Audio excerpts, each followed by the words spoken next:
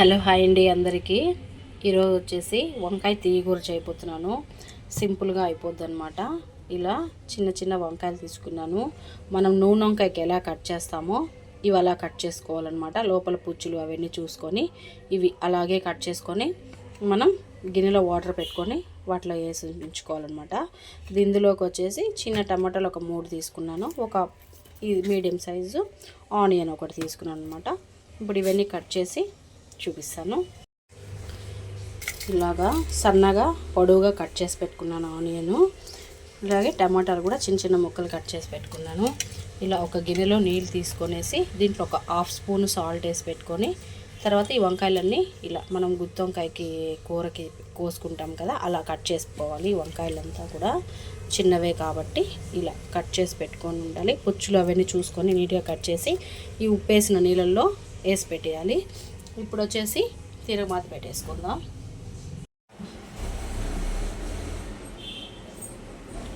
చూడండి, ఇప్పుడైతే కడాయి పెట్టుకున్నాను. పెట్టుకునేసి స్టవ్ ఆన్ చేసుకోవాలి. స్టవ్ ఆన్ చేసుకున్న తర్వాత మనం ఆయిల్ వచ్చేసి ఒక 5-6 టేబుల్ స్పూన్స్ ఆయిల్ వేసేసుకోవాలి.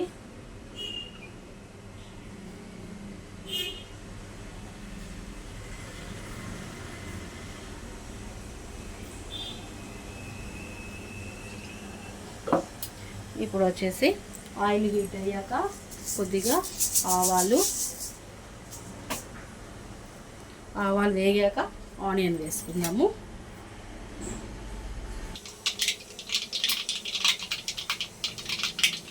చూడండి, ఇప్పుడైతే ఆవాలంతా కూడా వేగిపోయాయి. ఇప్పుడు కట్ చేసి పెట్టుకున్న ఆనియన్స్ ఇంట్లో వేసేసుకొని దోరగా వేయించుకోవాలి.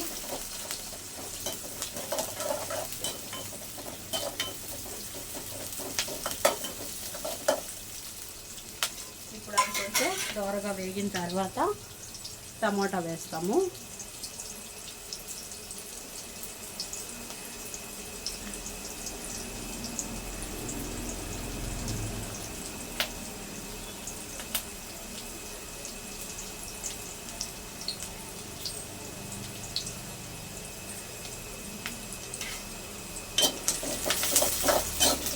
బాగా ఇవంతా నీట్గా దోరగా వేయించుకోవాలి. కూర అయితే చాలా బాగుంటుందండి. ఇలా అయితే ఒకసారి ట్రై చేసి చూడండి. టేస్ట్ సూపర్గా ఉంటుంది. ఈ కూర అనేది సంగటిలో కానీ రైస్కి కానీ చాలా అంటే చాలా బాగుంటుంది. ఇలా ఒకసారి చూపిస్తాను. ఇలాగే ఒకసారి ట్రై చేసి చూడండి. టేస్ట్ కూడా సూపర్గా ఉంటుంది.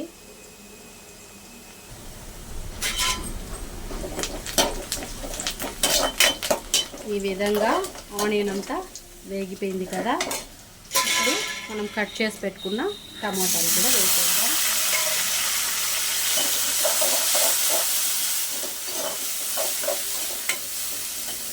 ఇవి వచ్చేసి ఒక 2-3 నిమిషాలు మాత్రమే వేయించుకొనేసి మనం కట్ చేసి పెట్టుకున్న వంకాయలన్నీ కూడా వేసేస్తాము.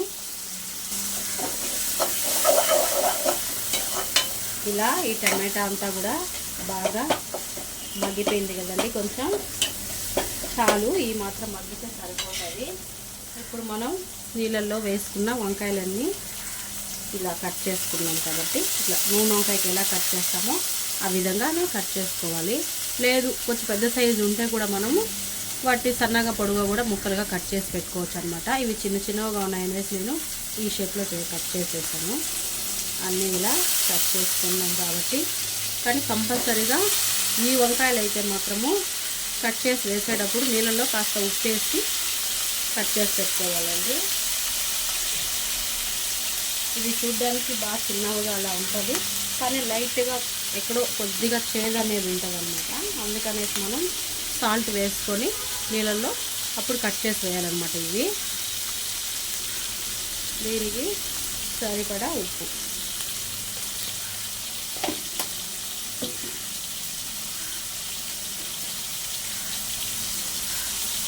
పసుపు ఒక 1/2 స్పూన్,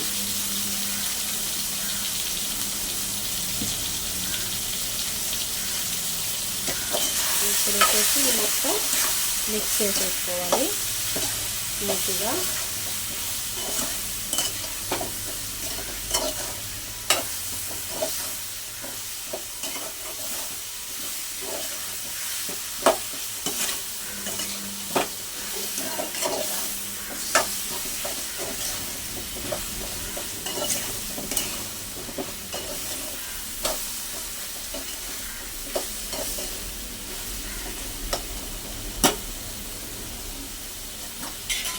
ఇలా ఒక 5 నిమిషాలు వదిలేస్తే బాగా మగ్గుతుంది నీట్గా వంకాయ అనేది. ఒక 5 నిమిషాలు నీట్గా మగ్గనిచ్చేద్దాం.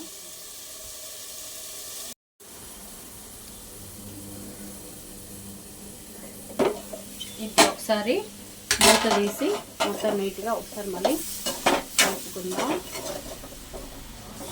కలుపుకున్న తర్వాత ఇప్పుడు దాంట్లో మనం కారం, ధనియాల పొడి మొత్తం వేసేసుకుందాం. నేను వచ్చేసి 1 స్పూన్ దాకా కారం వేస్తున్నాను. అది మన చాయిస్. కారం ఎక్కువ తినాలనుకుంటే వేసుకుంటాం, కొంచెం తక్కువ తినే వాళ్ళు తక్కువ వేసుకుంటారు అంతే. అట్లాగే ధనియాల పొడి కూడా ఒక 2 స్పూన్లు. ఇది కూడా ఒకసారి బాగా కలుపుకోవాలి.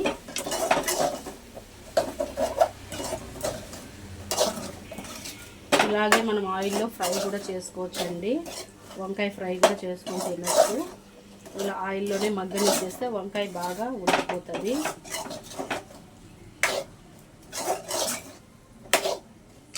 ఇప్పుడు ఈ కారం, ధనియాల పొడి అంతా వేసాం కదా, ఇది ఒక 2 నిమిషాలు మగ్గనిచ్చి, కారం పచ్చి వాసన వస్తుంది కదండి, అది పోయేంత వరకు కాస్త మగ్గనిచ్చేసి తర్వాత వాటర్ వేసేసుకోవాలి.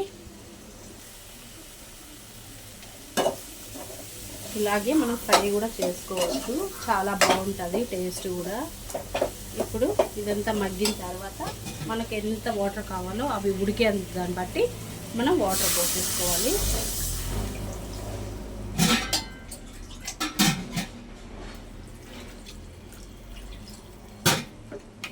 నేను ఈ వంకాయలకి 1.5 గ్లాస్ వాటర్ వేసాను. చక్కగా నీట్గా ఉడికిపోతుంది.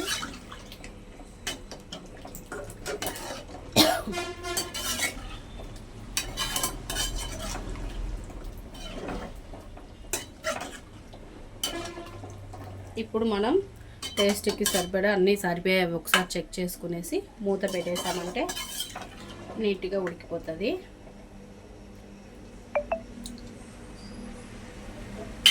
అన్నీ అయితే నీట్గా సరిపోయింది. బట్ ఇప్పుడు మూత పెట్టేసామంటే నీట్గా ఉడికిపోతుంది. ఇంకా లాస్ట్లో శనగకాయ పప్పుల పొడి ప్లస్ తెల్లగడ్డ ఈ 2 వేసేసుకునేస్తే అయిపోతుంది కూర అనేది.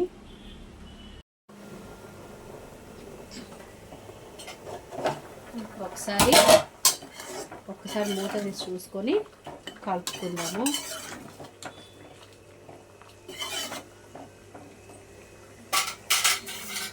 ఇందులో వచ్చేసి ఒక 5-6 పాయలు వెల్లుల్లిపాయలు దంచుకొనేసి వేసుకోవాలి. ఫ్లేవరు బాగుంటుంది, అలాగే టేస్ట్ కూడా దీనివల్ల కూడా మనకు టేస్ట్ అనేది బాగుంటుంది.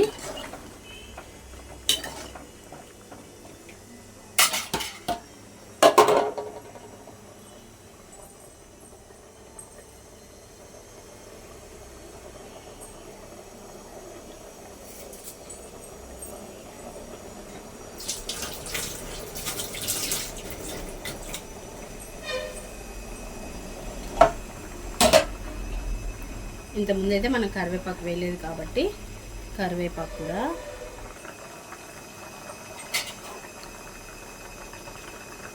ఇప్పుడు వచ్చేసి దీంట్లో కరివేపాకు కూడా వేసేసుకున్నాము. మొత్తం కూర అంతా నీట్గా ఒక కాస్త ఉడకాలి.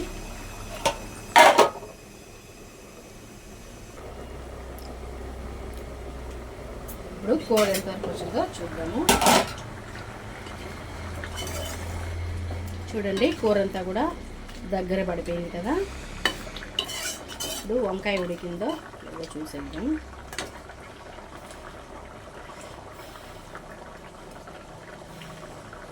చూసారా వంకాయ కూడా నీట్గా ఉడికిపోయింది. చూడండి చక్కగా నీట్గా ఉడికిపోయింది అయితే వంకాయ అయితే. ఇప్పుడు మనం ఇలానే కూడా అవ్వాలంటే మనం ఎవరైనా శనగకాయ పప్పుల పొడి నచ్చదు, అది మనం తినలేము అని అనుకుంటే మనం డైరెక్ట్గా ఇలానే కూడా తినేయచ్చు. ఎందుకంటే కూర అంతా కూడా రెడీ అయిపోయింది కాబట్టి మనం ఇలానే కూడా తినచ్చు. లేదు ఇంకొంచెం టేస్ట్గా ఉండాలి అనుకుంటేనే శనగకాయ పప్పుల పొడి అనేది వేసుకుంటాము. లేకపోతే మామూలుగా కూడా ఇలాగే కూడా ఇలాగ కూడా తినచ్చు, ఏం కాదు. బట్ ఇప్పుడైతే కూర ఉడికిపోయింది కాబట్టి ఇప్పుడు ఒక 2 స్పూన్లు శనగకాయ పప్పుల పొడి. ఇది ఎలా అంటే శనగకాయ పప్పుల్ని మనం దోరగా వేయించుకొని పప్పులంతా మనం నీట్గా దూరగా వేయించుకునేసి మనం గ్రైండ్ చేసి పెట్టుకోవాలండి. పెట్టుకున్నప్పుడు ఇలా ఎప్పుడైనా ఇట్లా చేసుకున్నప్పుడు ఒక 2 స్పూన్లు అలా మన కూరకు సరిపడా వేసుకోవచ్చు. ఈ పొడి వేస్తేనే చాలా టేస్ట్ ఉంటుంది కూర. అందుకనేసి నేను ఎప్పుడు కూడా ఇలా వేయించి పెట్టుకున్న పొడి నేను బాక్స్లో రెడీగా చేసి పెట్టుకొని ఉంటాను.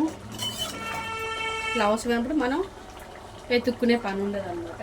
మనం డైరెక్ట్గానే రెడీగా ఉంటుంది కాబట్టి మనం ఇలా వేసేసుకోవచ్చు. కూర అనేది చూడండి ఎంత బాగా వచ్చిందో, నీట్గా దగ్గర కూడా అయిపోయింది కూర అనేది. చిక్కగా కూడా వచ్చేసింది చూడండి. ఆ పొడి వేసిన తర్వాత చిక్కగా కూడా వస్తుంది కూర అనేది. బాగుంటుంది టేస్ట్ అయితే. ఇలా అయితే ఒకసారి చేసుకొని తిని చూడండి, నచ్చుతుంది తప్పకుండా. అయితే